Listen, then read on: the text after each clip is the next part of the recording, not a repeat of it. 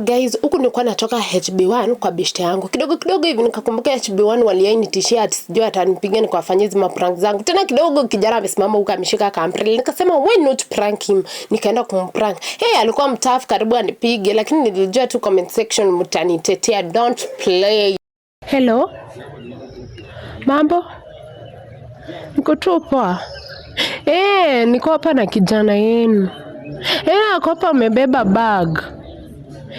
Na jezi ya blue, nani amjui?